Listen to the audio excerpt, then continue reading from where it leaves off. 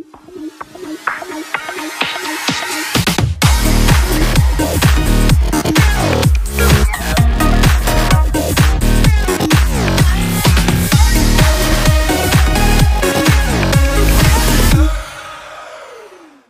Detikar, saya Alkito di Lopa Ginting. Hari ini saya didampingi seperti biasa di The Talk dengan mitra saya Elvan Dhani Sutrisno. Hari ini kita akan berbincang secara agak spesial karena 100 hari sudah pemerintahan baru melaksanakan tugasnya dan kita punya program yang namanya 100 hari untuk Merah Putih. Kali ini kita berkesempatan untuk hadir berjumpa langsung dengan menteri yang istimewa nih, karena sebelumnya kementerian ini levelnya agak di bawah dalam format badan, tapi sekarang kemudian ditingkatkan menjadi kementerian, Menteri Kependudukan dan Pembangunan Keluarga, Kepala BKKBN, Bapak Wihaji. Siap. Ini banyak banget title-nya nih, Menteri Kependudukan dan Pembangunan Keluarga, Kepala BKKBN. Siap. Selama 100 hari ini yang kita dengar Pak Wihaji ini menggedor dengan gerakan genting. Siap, betul. Apa itu genting sih sebenarnya? Tujuannya kemana sebenarnya? Oke. Terima kasih Mas Vito, Mas Vian. Jadi kementeriannya banyak, singkatannya banyak. Karena memang yang kita urus banyak, siklus kehidupan. Mas Vito, satu mungkin sebelum ngomong genting, kita ini kementerian baru. Kemudian ini transformasi dari badan. Baru tapi lama ya? Iya, baru tapi lama. Dulu badan, BKKBN, bertransformasi yang saya sebut hijrah, sekarang menjadi kementerian. Karena kementerian harapan tentu Pak Presiden menugaskan kepada saya selaku pembantu Presiden, juga ada harapan baru juga dengan kementerian baru itu. Karena itu ada beberapa hal yang mesti saya kerjakan sesuai dengan kewenangan dan tentu atas nama pembantu Presiden. Apa yang ditanyakan Mas Vito tentang genting. Jadi semangat dan narasi awalnya itu adalah kita ini dalam tanda petik jangan terlalu tergantung kepada APBN. Pemerintah. Ya kira-kira dalam hal ini pembiayaan program jangan terlalu tergantung banget, karena memang ada beberapa hal yang bisa kita selesaikan. Inspirasi ini berawal dari saya kira banyaknya para orang hebat yang saya pengen mengetuk hatinya, supaya selain beliau-beliau membayar pajak juga tolong dong masih ada beberapa anak bangsa yang ada di daerah khususnya yang berkenaan dengan KRS, keluarga resiko stunting. Disitulah menjadi inspirasi saya. Kemudian kita bikin programnya genting. Program namanya genting, gerakan orang tua asuh cegah stunting. Jadi semangatnya adalah bagaimana negara hadir tanpa melibatkan pembiayaan negara, tapi masyarakat terlayani oleh negara melalui Kementerian Kementerian Kependudukan dan Pembangunan Keluarga, yang hari ini stunting bagian dari masalah yang lama tapi belum terurai-urai. Dan mohon maaf, otokritik buat kita, tentu dulu lumayan pembiayaannya, tapi ternyata prevalensi stuntingnya itu masih cukup tipis sekali. Tipis, penurunannya tipis. What's matter? Mungkin ada something wrong. Oke. Lupakan, tidak boleh saling menyalahkan, tapi saya bikin sesuatu yang baru, kita kerjakan, kita ukur siapa yang mengerjakan, di mana, alamatnya mana, kemudian dia sebabnya apa, KRS itu, baru kita treatment pakai 4 menu. Nah, kira-kira gitu. Oke. Mas Vito. Iya.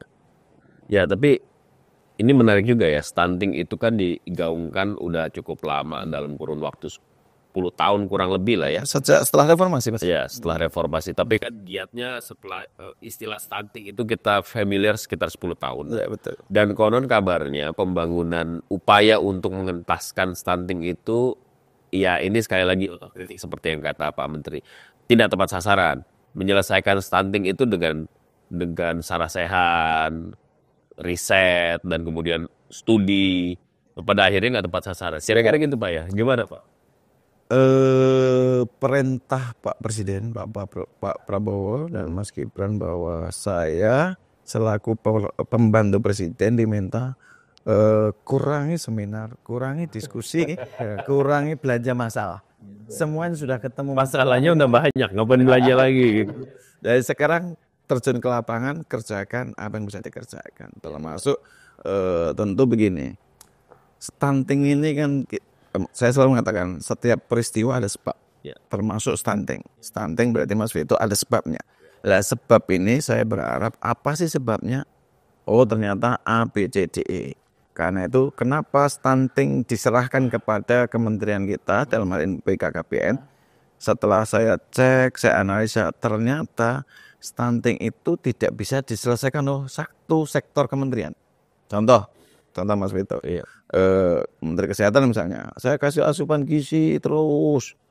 Kalau mohon maaf pernikahan dini masih berlangsung, ya stunting. Sementara pernikahan dini tidak bisa Menteri Kesehatan. Iya.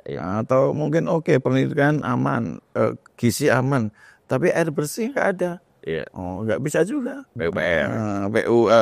Perumahan gitu. Dan ada beberapa sebab ya, karena itu saya simpulkan bahwa Kementerian Kemendikbudayaan adalah menangani sektor yang tidak bisa diselesaikan oleh satu sektor kementerian.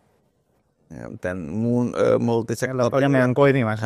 Tidak, kalau Menko kan kalau Menko kan koordinator, kita bukan Menko, Ini kolaborator. tapi juga bukan perencana. Kalau perencana Bappenas, kalau koordinator Menko. Kita ini menteri yang mengkolaborasikan tetapi pelaksana. Nah, dari melaksanakan hasil kolaborasi. Pak Menteri, ini menarik ini. Jadi Pak Menteri menjadi seorang menteri yang kolaborator. Stunting itu Pak Menteri. Contoh Ya Mas Vito ya. Stunting itu selalu jadi bahan kampanye. Mau gubernur, Ya. mau Kabupaten bupati, kota. presiden. Nah, artinya itu isu nasional sangat besar. Untuk menyelesaikan isu stunting, tadi Pak Menteri udah spill ya. Untuk para kementerian. Pertanyaannya apakah anggaran yang di Kementerian Kemendikbudayaan ini cukup besar untuk bisa menyelesaikan masalah stunting? Saya belajar. Kalau E-nya panjang berarti kurang. Iya dong. Karena kolaborator gitu. Sekarang kondisinya seperti apa sebetulnya? Enggak.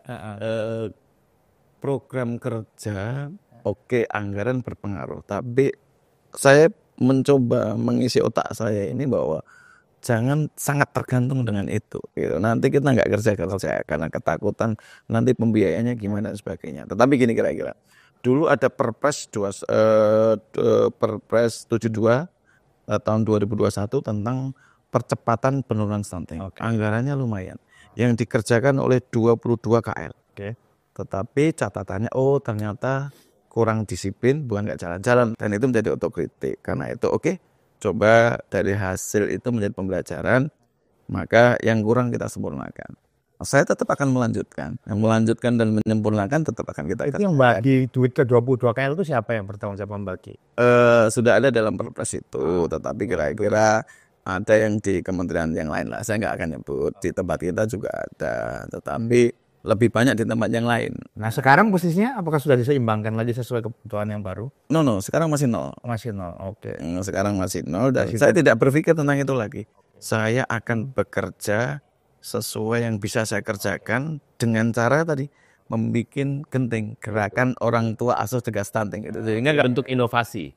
Jadi kita ini ya connecting the dots dari pembicaraan Elvan dan Pak Menteri tadi. Pertama E-nya panjang. Itu artinya memang anggarannya kurang. Sudah gitu terlalu banyak yang terlibat dan kemudian butuh afirmasi kalau menurut saya. Kalau misalnya bancaan tapi nggak terkoordinasi dengan baik itu pada akhirnya nggak kemana-mana. Dan yang paling penting kemudian yang dikuculkan oleh Pak Menteri adalah melakukan inovasi. Kalau misalnya tergantung sama turunnya hujan, kapan kita akan bisa menanam kira-kira gitu ya. Ini upayakanlah melakukan dengan genting ini. kira-kira begitu. Tapi namanya genting Mas Vito. Lah, ya. Apakah Pak Menteri mau bicara bahwa ini situasi yang memang genting ini gitu? Saya menamakan itu memang saya anggap sangat penting dan urgent. Menyelamatkan satu generasi menyelamatkan satu orang sama dengan menyelamatkan satu generasi. Sekarang prevalensi kita berapa? 21,5. Artinya bahwa setiap 5 balita 1 stunting. Berarti ini anak bangsa loh. Kita ini bersyukur. Pak Alfian, Mas Vito, baik-baik saja. Saya, alhamdulillah baik-baik saja. Artinya menjadi generasi penerus bangsa. Tapi jangan juga dilupakan anak bangsa ini ada yang punya resiko stunting. kita mohon maaf dalam hati kita, aduh kita zalim kalau nggak ada yang bisa kita kerjakan. Soalan saya menjawab lama itu ya kita ini pemerintah, kalau nggak harus hati-hati. Nanti kalau salah bahaya itu kan, kita Dipanggil lagi kan. enggak, kalau saya ikhtiar saja bahwa ini yang kita kerjakan, yang penting semangatnya merah putih, kemudian niatnya lurus dan tentu nanti ada monitoring dan evaluasi. Karena program apapun Mas Vito, Mas Alfian, kalau tidak dimonitoring, tidak ada evaluasi, saya pastikan gagal. Nah ini ngomong-ngomong monitoring nih, evaluasi nih. Kita kan tahu Pak yang namanya BKKBN di zaman Pak Harto waktu itu kan, pemerintahan Pak Harto itu memang powerful ya kan. Sekarang akhirnya zaman Pak Prabowo muncul lagi nih kementerian yang sebutnya powerful sekali. Ini salah satu kementerian strategis di zaman Pak Harto. Sangat strategis. Ya kan? Dan orangnya banyak sekali di seluruh Indonesia. Ya. Lah caranya mengawasi bagaimana Pak Menteri agar mereka, ini kaki tangan lah ya tanda kutip, orang tim di bawah ini bisa kerja dengan baik. Apakah Pak Menteri sudah ngecek mereka itu Pak, mohon maaf Pak, perutnya itu diisi nggak Pak? Gitu, karena kan kemarin memang melempem mungkin banyak faktor. Pak Menteri seperti apa melakukannya Pak? Oke, terima kasih Mas Alfian. Kita punya pasukan ASN dan non-ASN untuk P3K itu sekitar 21.000 yang tersebar Organik gitu. organik yang tersebar di seluruh kabupaten kota di Indonesia. Plus Kita punya pasukan namanya TPK, tim pendamping keluarga, itu 600.000 600.000 ditambah 21.000. se-Indonesia. Kemudian nanti kita punya PKB, petugas keluarga berencana. Nah, artinya bahwa PKB petugas ya, ini bukan partai. petugas keluarga. itu yang di posyandu itu. Ya, yang di Posyandu. Kalau Posyandu kan ini Kemendagri. Ya, ada petugas keluarga berencana, inilah pasukan kita yang selama ini membackup dan menjalankan program di lini lapangan dalam program-program keluarga berencana. Termasuk misalnya ada Kampung KB, Kampung Keluarga Berencana. Ya, di situ bagaimana memastikan pelayanan pemberian alat kontrasepsi, pemasangan alat kontrasepsi, kerjasama dengan Menteri Kesehatan, nanti Posyandu dengan For free, gratis itu. free semua, nggak ada yang bayar. Karena amanah undang-undang. Oke. Undang-undang 52 tahun 2009 tentang BKKBN ini mengamalkan bahwa negara menyiapkan alat kontrasepsi ini, dan kebetulan di amanah itu kementerian kita dalam hal dulu ya BKKBN, sekarang kementerian. Kira-kira itu amanah. Pak, saya mau konkret ke Genting ya. Sekarang mungkin banyak orang yang saya ingin sih sebenarnya terlibat nih dalam program ini. Kalau swadaya kan agak complicated barangkali Pak ya. Kita kan juga punya juga punya lingkungan. Ya. Gitu. Kalau misalnya mau memberikan langsung, pertama kesannya kok kayak nggak enak atau nanti kemudian menimbulkan, ya sekali dikasih kadang-kadang kan orang terus menerus minta. Ya sistemnya gimana Pak? Kalau misalnya Genting ini sudah dianggap di launch dalam kondisi kegentingan, artinya ini harus berjalan dengan baik. Bagaimana mekanisme menjadi orang tua asuh untuk mencegah stunting ini? Programnya Bapak itu. Oke. Terima kasih Mas Vito. Jadi per hari ini sudah ada 35.000-an asuh yang diasuh oleh 7.000 sekian. Saya punya datanya karena laporannya terus menerus, yang dibagi menjadi 4 menu. Jadi satu orang tua 5 anak. Kira-kira tidak begitu rumusannya. Beda rumusannya. Tetapi dari 35.000 itu ada 7.000 orang tua asuh yang menyiapkan berbagai menu. Satu, ada yang menu nutrisi. Yang kedua, menu air bersih yang dikerjakan oleh korporasi. Kemudian sanitasi, ini korporasi. Menu terakhir edukasi, itu perguruan tinggi.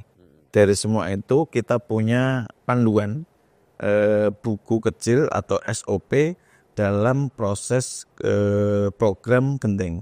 Saya keluarkan keputusan menteri berkenaan dengan SOP itu.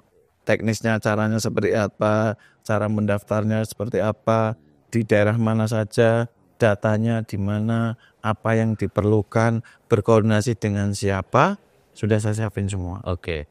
Dan termasuk kemarin ketika launching, saya MOU dengan HIPMI, saya MOU dengan korporasi, saya MOU dengan PTPN, saya MOU dengan perwakilan yang di situ ada perwakilan perorangan, ada perwakilan korporasi, ada perwakilan BUMN. Nah ini konkret aja, supaya detikers yang nonton, saya mau jadi orang tua asuh nih. Caranya. Acaranya gimana? Apakah pertama ini harus berdasarkan lokus, jadi ya kalau dia jadi orang tua asuh dia akan mengasuh orang-orang dekat, atau misalnya masuk secara online misalnya gitu nanti BKKBN yang mengatur, gimana? Ya, kita punya tim untuk tim pengendali gerakan orang tua asuh cegah stunting itu, misalnya Pak saya mau jadi orang tua asuh tapi perorangan, ya sudah silakan nanti telepon.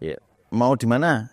Mau di Bogor, kecamatan mana? Ini datanya, ini orangnya, ini kira-kira hamil atau maksud balita tapi tidak boleh lebih dari 2 tahun. Karena kita yang mau kita garap itu ada 1000 hari kehidupan pertama. Karena potensi stunting itu di situ. Dari janin berarti? Iya, dari hamil. Dari hamil, dari misalnya ada yang hamil 5 bulan. Dari hamil sampai nanti 2 tahun. Itu harus sustainable, nggak boleh ditinggal. Yang kedua, kenapa 2 tahun? Karena kalau ukurannya itu menurut para dokter, sehingga kalau sudah 2 tahun aman, insya Allah tinggi badan, berat badan, berat badan aman. Pertanyaan berikutnya adalah, ini tinggal 4 bulan, sudah 2 tahun, ya sudah 4 bulan itu silakan. Itu kalau nutrisi. Kalau nutrisi nanti silakan. Di sini, Pak saya mau bikin air bersih. Oke, ini titiknya ya di NTT, kecamatan ini, desanya ini, silahkan. Pak saya ini pengen bangun sanitasi, ini boleh. Mau di mana? Bekasi, ini datanya. Kekuatan kita di data. By name, by address, by foto. Nah itu saya mendaftar itu by phone ya katanya. Ya, by phone. Online masih belum ada. Online sudah disiapin, cuma memang dashboardnya itu lagi kita perbaiki. Artinya dia menyiapkan dananya, atau dia ikut terlibat masuk ke dalam interaksi proses itu, gimana Pak? Jadi dari 4 menu ini nanti langsung disambungkan dengan penerima manfaat, dimonitoring oleh pendamping, dan bantuan apapun dari 4 menu ini tidak melalui kementerian.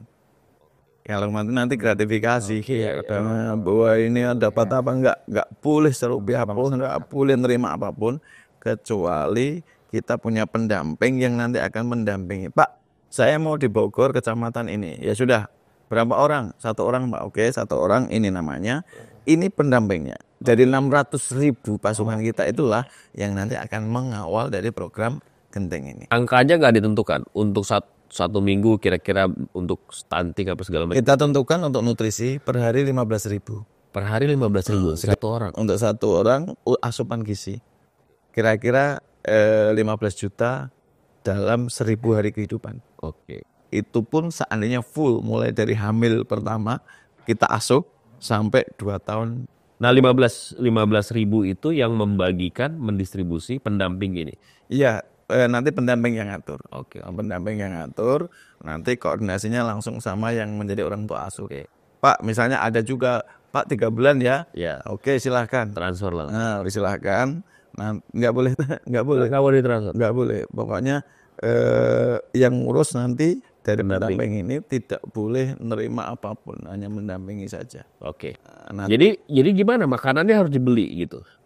Tergantung nanti kan macam-macam. Tapi intinya bahwa memastikan penerimaan manfaat dapat manfaat dari yang membantu, intinya itu. Secara teknis ada panduannya sih, tapi prinsip umumnya nggak boleh menerima sesuatu pun termasuk transfer, bahaya itu. Yang penting silahkan, kalau ini kalau mau belanja seperti ini, mau langsung seperti ini, langsung kepada penerima manfaat. Pak Menteri, ini suatu kebetulan atau memang inisiatif yang disiapkan jauh-jauh hari sebelumnya?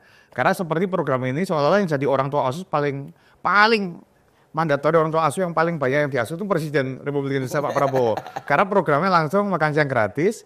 Tadi Pak Menteri sampaikan salah satu orang tua asuh itu dalam bentuk nutrisi 15.000. Itu mirip juga angkanya Pak Menteri. Tapi ini memang sudah dipikirkan sebelumnya Pak ya?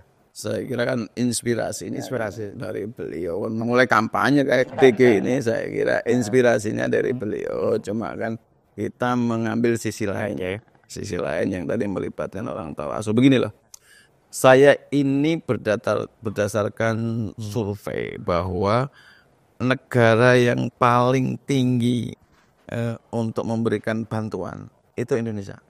Sedunia itu paling gampang memberikan dermawan, surveinya dermawan. Nah, yang kedua, 62% para dermawan itu membantu orang tidak kenal. Artinya ini potensi loh. Ini orang Indonesia senangnya membantu orang. Nah, senang bantu orang dan 62% dari hasil riset itu Mas itu membantu yang tidak kenal orang. Oke. Maka Orangnya nggak harus kenal. harus kenal.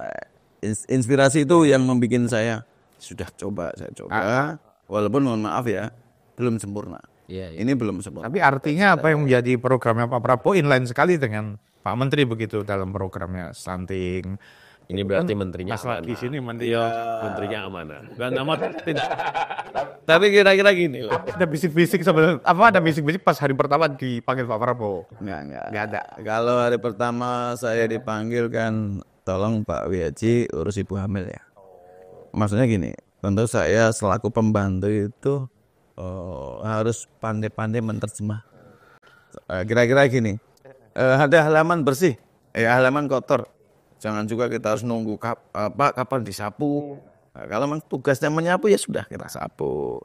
Kalau soal nanti Pak sapunya harus pakai apa nggak perlu ditanya. Yang penting halamannya bersih sesuai aturan. Ya kira-kira hari ini saya mencoba mencari jalan keluar yang kira-kira perintah Pak Presiden saya kerjakan tidak bertentangan dengan undang-undang dan saya sudah laporkan kepada Pak Presiden tentang program gerakan orang tua asuh cegah stunting ke tingkat atas. Artinya ya semampu saya, yang penting catatannya jangan sampai bertentangan dengan undang-undang, tapi juga jangan ini simbolik kemudian launching jadi finishing ya.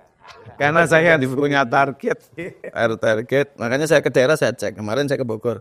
Jalan apa enggak? Jalan, alhamdulillah jalan. Ternyata Pak saya pengen bantu yang banyak, tapi gak ada yang mendistribusikan piye Pak.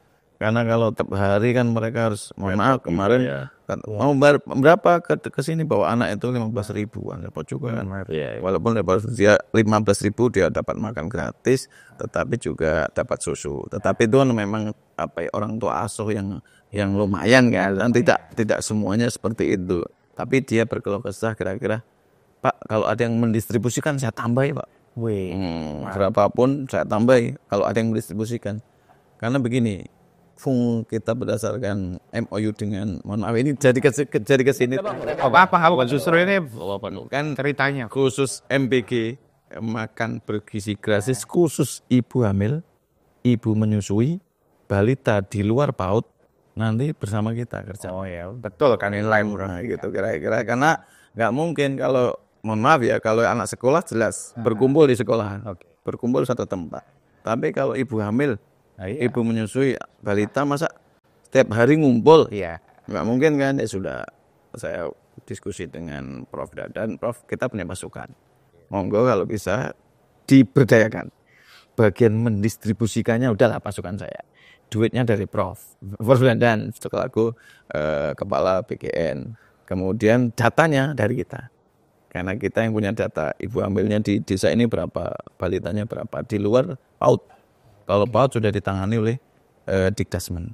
Tapi balita non PAUD, ibu hamil, ibu menyusui, data distribusi kita. Pertanyaannya kapan mulai? Masih percontohan-contoh. Kemarin pas MOI saya masih contoh karena tentu masih banyak yang mulai kira-kira gini, masih banyak yang disiapkan infrastruktur yang tentu tidak bisa sendirian, kira-kira begitu. Dengan melibatkan data yang dimiliki kementerian ini Pak Menteri, artinya negara betul-betul mengoptimalkan peran fungsi kementerian ini. Karena sebelumnya kan semua bantuan lewat Kemensos kan. Nah berarti sekarang udah mulai teliti tuh biar tepat sasaran ngambilnya ibu hamil, lah berarti ke kementerian di sini gitu. Artinya kayak gitu memang sering rapat koordinasi Pak ya terkait dengan kayak gitu. Ini saja mencoba menerjemahkan saja. Kira-kira Kreativitas positif berarti saya mencoba menerjemahkan. Kalau anggaran ya kita nggak boleh ngeluh anggaran. Yang penting kita punya pasukan. Untuk pembiayaan kan masih dibiayakan. Cuma nanti kalau dipikirkan mungkin ada tambahan insentif gitu. Mencoba untuk kreatif. Yang penting saya tunjukkan kerja. Kan perintah Pak Presiden saling sinergi. Apa ini? Kebetulan ibu hamil, ibu menyusui dan balita juga mereka bertanya, Pak saya dapat nggak, kok hanya anak sekolah saja? Dapat, ini loh programnya gitu. Terus ada juga yang guyonan Mas, Pak ibu-ibu gimana dapat nggak? Dapat, syaratnya hamil dulu. Ambil lagi gitu kan si hamil ibu yang baru ya ditangkap kita gitu. Ada yang tanya juga di lapangan, Pak ibu-ibu gimana? Dapat, tapi syaratnya hamil dulu. Ya, itu guyonan, tetapi kita memberikan penjelasan bahwa insya Allah Pak Presiden itu memperhatikan ibu hamil, ibu menyusui balita, karena itulah generasi ke depan. Mulai dari situ yang saya coba sambung-sambungkan, salah satu penyebab stunting asupan gizi. Ya. Sudah, saya masuk di situ nah, gitu. Tapi ada semacam apa ya, kritik juga soal bantuan sosial ini Pak Menteri. Di Indonesia kan banyak sekali bantuan sosial. Ada bantuan sosial untuk anak, bantuan sosial untuk keluarga miskin, bantuan sosial untuk orang tua, lansia lah gitu ya. Jadi akhirnya konsep bantuan ini menjadi sangat melebar kemana-mana. Sementara katanya kan orang bantuan itu lebih bagus memberikan kail daripada memberikan ikan. Nah itu gimana Pak proses transisi sampai pada akhirnya kita menuju kemandirian sebagai bangsa gitu. Saya kira semangat Pak Presiden itu kan bagaimana rakyat Indonesia merasakan tentang negara hadir. Ya, negara hadir yang pertama. Yang kedua ya kita diajari Pak Presiden bahwa kita sekarang juga mesti jujur kok. Kalau bahasa Pak Presiden, saya sudah jadi orang Indonesia itu sudah 73 tahun. Artinya bahwa tahu persis beliau itu seperti apa. Maka hari ini beliau mencoba mengajak ya perubahan berpikir sekaligus mengajak kita optimisme. Maksudnya begini, ya tentu tidak sempurna. Tetapi udahlah, I love my country. Kita ini cinta negara kita mampu, kita bisa, kita kerjakan. Persoalan kurang-kurang dikit ya sudah maklum. Tapi maklum itu bukan berarti dibiarkan. Kita perbaiki dikit-dikit, termasuk Pak kan lebih baik mencari mendapatkan KL itu bagian dari pilihan. Maka beliau hari ini fokus untuk satu data Indonesia. Lagi mengkolaborasikan, menserjikan nanti semua satu data Indonesia. Nanti semua pakai data itu nggak boleh. Kan siapa nanti? Sehingga kemungkinan besar BPS. Nanti semua di ke BPS, Badan Pusat Statistik kan. Semua dari kementerian apapun kemungkinan seperti itu. Tetapi satu data Indonesia inilah yang nanti menjadi reasoning kebijakan. Mau bantuan apa kek, mau subsidi apa kek. Toh memang saya Mas Alvito, Mas Alfian, negara ini harus hadir di 5 item ini. Sandang, pangan, papan, pendidikan, kesehatan. Ini negara hadir sebagai nation state. Tentu harapan kita, oke ini tugas dan amanah menjalankan Undang-Undang 45, kemudian ya di situ Pancasila sebagai kekuatan kita, ya kita kerjakan. Nah, kira-kira gitu sih kalau saya, sandang, pangan, papan, pendidikan, kesehatan. Ini tugas negara. Yang lain-lain udahlah bisa diatur. Tapi kalau negara sudah hadir di sini, it's okay. Pak, tapi begini, kita ini negara yang menikmati bonus demografi. Tapi anak-anak muda sekarang mungkin punya pertimbangan yang berbeda sekarang. Ada tren kultural yang levelnya di generasi tertentu gitu. Mereka mau lebih fokus pada diri sendiri gitu ya. Mau mengejar karir misalnya, membahagiakan diri sendiri dan lain sebagainya. Sehingga muncullah, ya kalau punya anak nggak usah banyak-banyak lah. Kalau Pak Harto dulu mencanangkan 2 anak, banyak sekali di di angkatan muda sekarang punya anak 1 aja lah gitu ya, betul punya anak. Bahkan ada istilah child free namanya. Apakah Bapak juga punya proyeksi ke depan? Apakah Indonesia akan sama seperti negara-negara yang aging aging country gitu, seperti misalnya Jepang yang udah tua-tua, anak-anak mudanya gak ada, sehingga harus mengundang orang asing untuk menjadi warga negara. Gimana Pak kalau di Indonesia? Kita menangani 2 urusan. 1 pembangunan keluarga, 2 Kependudukan. Makanya disebut Menteri Kependudukan dan Pembangunan Keluarga, Kemenduk Bangga. Pertanyaannya adalah apa tugasnya? Kemudian fenomena yang disampaikan Mas Alvito ini mau seperti apa? Iya. Satu, kependudukan. Kependudukan ini substansi dan inti. Mau termasuk berbicara tentang bonus demografi, Iya. termasuk berbicara tentang ekonomi. Semuanya di situ. Maka kita punya rumus supaya tumbuh seimbang untuk kependudukan yang pas kira-kira itu ya TFR-nya. Oke. Itu TFR tuh. 2,0 TFR total fertility rate. Nah, gitu. TFR total fertility rate yang di situ kira-kira menggambarkan bahwa setiap perempuan Indonesia yang produktif punya anak 2,1. Berarti ada yang 1, ada yang 2, ada yang 3. Apa hubungannya? Di dalam teori kependudukan dunia, kira-kira selama itu tumbuh seimbang, maka akan baik-baik saja. Pertanyaannya adalah, Pak, bagaimana dengan anak yang 1, kemudian ada yang tidak punya, yang child free? Ya, dalam teori kependudukan itu tidak bagus untuk masa depan. Iya. Karena jangan sampai nanti, mohon maaf, hari ini orang-orang hebat suatu saat akan lansia, Iya. lansia suatu saat akan tidak ada, generasi sekarang akan menjadi generasi ke depan, tapi yang generasi besok itu nggak ada karena mohon maaf tadi child free. Dan itu namanya tidak seimbang. Kalau tidak seimbang menjadi masalah baru. Maka di kementerian kita ada program-program yang kira-kira untuk menjelaskan ini loh negara, ini loh kependudukan, ini loh kenapa kita bicara keluarga berencana. Kalau tidak ini loh akibatnya. Termasuk saya sudah minta data teman-teman untuk menjelaskan 5, 10, 15 tahun ke depan apa yang terjadi. Seperti apa? Ya, karena saya punya data hari ini yang umur 1 tahun berapa? Se-Indonesia sampai 74 tahun. Dikurangi angka kematian, maka 6 tahun ke depan kita akan menyiapkan kira-kira kebutuhannya anak sekolah SD sekian loh. Karena ini yang sudah lahir tahun ini, 6 tahun kemudian akan jadi anak SD. Dikurangi angka kematian di daerah mana saja. Maka jangan salahkan kalau memang data itu nanti akan menjawab ada sekolah yang ditutup. Ada yang memang kurang dan sebagainya. Sampai 12 tahun, sampai SMA. Nah, yang lebih penting menurut saya sih hari ini, mungkin kita perlu renungkan. SMA kelas 2 harus mulai ditanya. Mau kuliah, mau kerja. Nah itu. Kalau kuliah jurusan apa? Iya. Kalau kerja di bidang apa? Setelah ada jawaban itu negara hadir. Iya. Kamu mau kerja di bidang apa? Oh ini, maka disiapkan ini.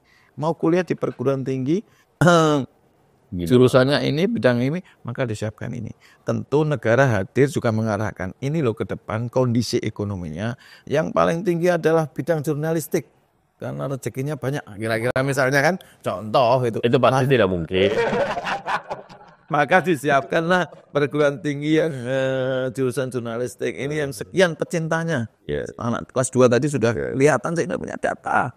Ini maka, ini yang disiapkan ke depan. Tentu dengan membaca ekonominya. Iya. Pak, enak Pak, kalau itu sudah itu.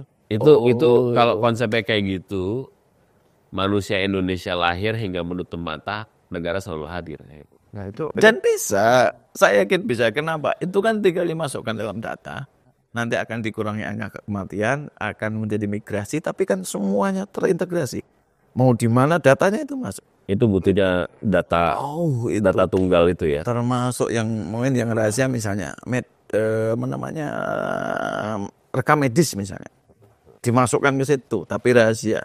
Ketika kita di mana saja, pernah sakit apa, kalau periksa di mana kan tinggal klik, selesai. Nah, itu Pak, kembali lagi ke narasi besarnya soal stunting. Ini berganti kepemimpinan, berganti menteri, berganti presiden. Stunting itu selalu ada. Ya mungkin memang selalu ada karena nggak bisa mungkin dientaskan 100% gitu. Tapi paling tidak kan ada penurunan yang gradual dan signifikan gitu ya. Selama 100 hari ini Bapak sudah menghasilkan satu inovasi yang namanya genting itu. Tapi ada nggak target 1 tahun, 2 tahun, sampai 5 tahun nanti soal stunting ini paling tidak Pak? saya targetnya 1 juta. 1 juta untuk anak cegah stunting. Jadi gerakan orang tua cegah stunting 1 juta anak Indonesia. Oke. Nah, itu targetnya 1 juta. Dalam kurun waktu? Secepatnya lah. Cepat. Makanya tapi kita kan nggak cepat-cepatan. Data iya, tetapi kalau program tanpa target untuk apa? Nah, 1 juta ini maka saya kasih angka tadi per bulan ini udah 3 bulan ya. Berarti 2 bulan dari saya launching di Kerawang sampai sekarang sudah ada 35.000. Ada datanya semua di mana, di ASO siapa, ada nanti tak tunjukin dikit ya datanya sehingga oh ini gitu. Sehingga nanti ya kira-kira kalau target saya 1 juta. Oke. Karena KRS kita ini ada 8,7 juta keluarga risiko stunting. Kalau data kita Mas Vito basisnya keluarga. Ya. Karena Kementerian Kependudukan dan Pembangunan Keluarga. Ya keluarga yang KRS, keluarga risiko stunting, keluarga yang tadi kepala rumah tangga perempuan, keluarga lansia. Basis kita punya data keluarga. Dan datanya diakui kok, karena kan Badan Gizi juga pakai untuk nanti ibu hamil segala macam. Ya kira-kira begitu lah. Kan lebih panjang lagi, termasuk juga kita akan pantau terus sampai 1 juta tuh kapan akan tercapainya. Karena ini nggak bisa sekali ngobrol terus nanti 5 tahun lagi kita ngobrol apa yang sudah kita dapat, kita harus akan kawal terus. Terima kasih atas waktu dan kesempatannya, waktu kita terbatas. Oh gitu ya. Barangkali ada pesan-pesan Pak yang mau disampaikan kepada keluarga Indonesia yang menyaksikan acara ini. Terima kasih. Negara kita ini negara besar. Institusi yang paling bawah dari 282 juta masyarakat Indonesia, penduduk Indonesia, dan 75 juta keluarga Indonesia, itu semuanya kekuatannya di keluarga. Saya meyakini keluarga ini kalau baik-baik saja, negara akan baik-baik saja. Dan kunci keluarga ini adalah generasi. Calon generasi adalah mulai dari hamil, balita, hamil, baduta, balita, dan seterusnya. Untuk itu, untuk memperbaiki negara, dimulai dari yang paling hulu. Kita siapkan calon generasi masa depan Indonesia itu keluarga. Di dalam keluarga itu ada anak. Maka sebelum anak ada hamil, itu yang kita perhatikan, insya Allah 10-15 tahun ke depan menjadi generasi. Toh suatu saat kita bergeser, yang melanjutkan negara kita ini, anak-anak bangsa yang hari ini yang mesti kita pikirkan. Karena itu I love my country. Saya yakin orang Indonesia itu orang-orang hebat dan nanti akan bisa menyelesaikan semua problem-problem yang ada di Indonesia dan kita akan indah pada waktunya. Kira-kira gitu. Oke, Audrey, Mas Albian, Mas Vito, thank you. Sukses. Di sini The Rooftop kali ini kita akan jumpa di lain kesempatan dengan narasumber dan topik yang berbeda. Sampai jumpa. Thank you. Matur suwun.